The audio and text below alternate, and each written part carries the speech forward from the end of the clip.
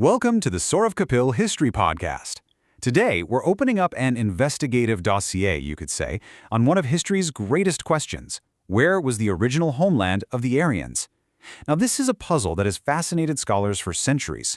Using these incredibly detailed notes from SAURABH as our guide, let's map out this incredible journey together. So where do you even start with a mystery this huge? Well, you might be surprised to learn that the very first clue wasn't found in the ground by archaeologists. Nope, it was found in words, in language itself. It all kicks off with a linguistic connection that completely changed how we look at world history. Okay, let's really dive into this because this right here is the foundation for the entire debate. Back in 1786, a judge in Calcutta, Sir William Jones, he noticed something incredible. He realized that Sanskrit, ancient Greek, and Latin were they were too similar for it to be a coincidence. He proposed that they all must have come from a single common ancestor, a language we now call Proto-Indo-European. And just look at the evidence here. Dekye. In Sanskrit, you have Matri for mother. In Latin, it's Mater. In Sanskrit is Pitri for father. In Latin, Pater. And it goes on. The Hittite god is Inar and our Vedic Indra. The Kassite Suryas and the Vedic Surya. You see, these words, they're called cognates, and they're like the linguistic DNA that proves a shared family tree. Right, so once that linguistic connection was made, the next big question was obvious. Where was this common homeland? So the first file we're opening in our dossier looks at the theories that argue for an indigenous origin. Midvatapra Satama Shusa, the idea that the Aryans were always from the Indian subcontinent itself. Okay, let's take a close look at this map of the subcontinent. You'll see that many Indian scholars have championed this indigenous theory, but they've pointed to different specific regions. For example, L.D. Kala, he argued for Kashmir in the Himalayas, basing it on the types of plants and animals mentioned in the texts. Then you have D.S. Trivedi, who pointed to the Devika region near Multan. And A.C. Das and Dr. Sampurnanand, they made a strong case for the Sapt Saindhav region, the land of the seven rivers in Punjab. Pandit Ganganath Jha suggested Brahmarshi Desha. So, as you can see, each proponent had a specific place in mind right here within the subcontinent. So the big question is, what's the evidence for this indigenous theory? Well, it really stands on three main pillars.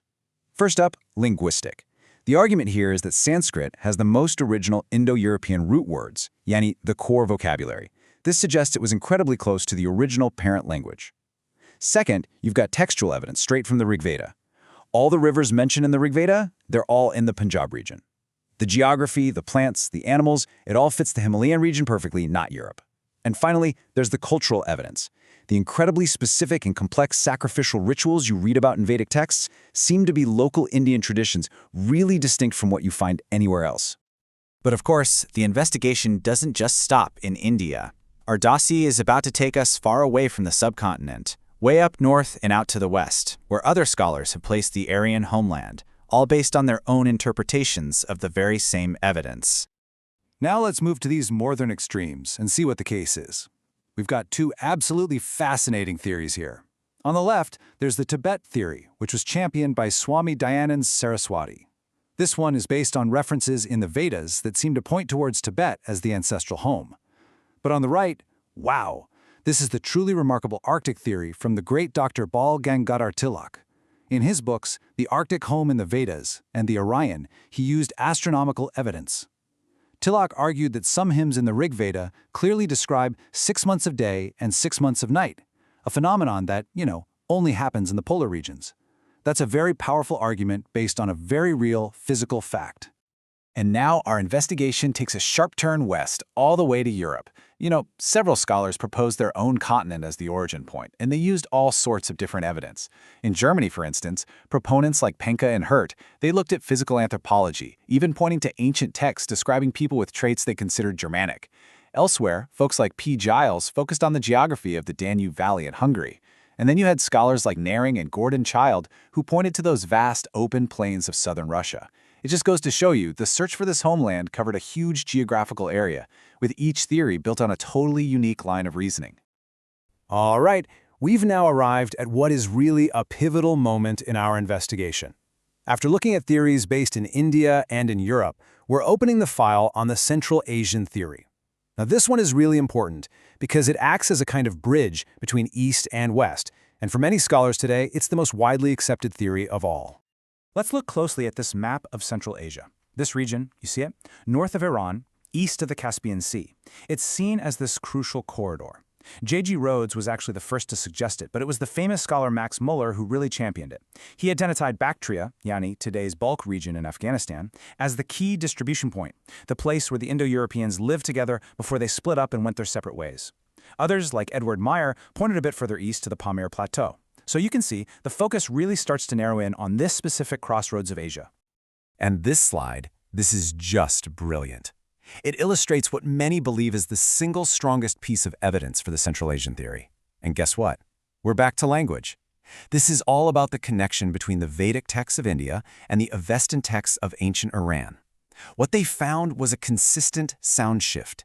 The S sound in Vedic Sanskrit almost always becomes an H sound in Avestan. So, Sapta Saindhav becomes Heptahindu, Asura becomes Ahura, Soma becomes Homa. You see? This isn't random, it's a systematic linguistic rule.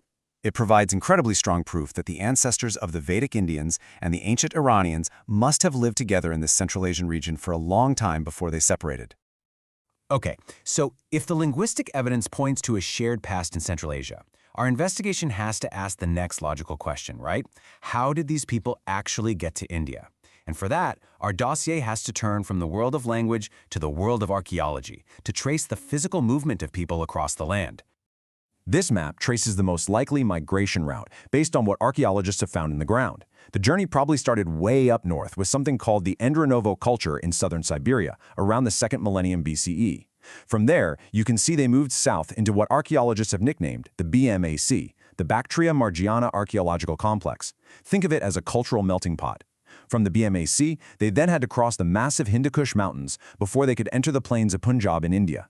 Now, the absolutely crucial thing to understand, the modern consensus is that this was not some single massive invasion. It was a series of immigrations that happened in waves over a very long period of time. So how do we even know this migration happened? Well, archaeologists look for a very specific set of artifacts that they've called the Aryan package, and they find these things all along that migration route from Central Asia into India. So what's in this package? First, the domesticated horse and chariots with spoked wheels. These were totally new to this region. Second, the prevalence of fire cults, which is absolutely central to both Vedic and Avestan traditions. And third, very specific cremation practices and types of pottery. When you find these artifacts together, it strongly suggests a cultural movement, a wave of people and their ideas flowing from Central Asia into South Asia between about 1900 and 1500 BCE. And just when you think the picture is getting clear, let's add another layer of complexity to this story of arrival. Take a look at this. Dr. Hornley, he proposed a theory of two campaigns, or two completely distinct ways of Aryans entering India.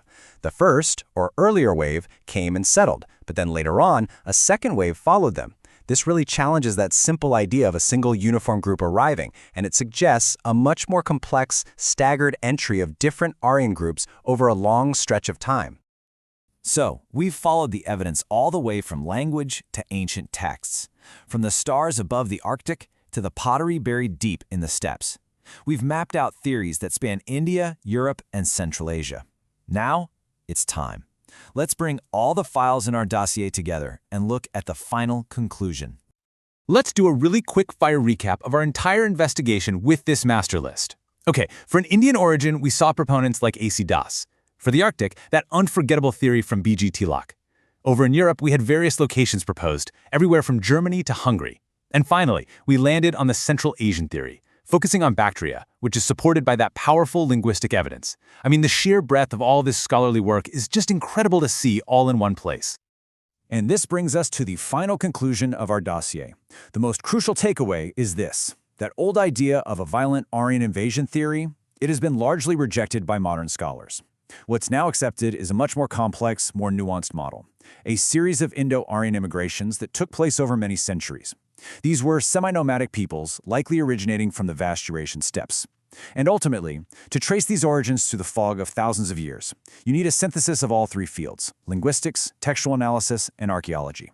No single piece of evidence is enough on its own. And so, we'll close our dossier with one final thought to leave you with. After mapping all these incredible theories and tracing this immense movement of peoples and ideas across continents, we're left with a big question. In the grand scheme of history, does that long journey of migration, of adaptation, of cultural fusion, does it ultimately matter more than the single distant point of origin? It's definitely something to think about.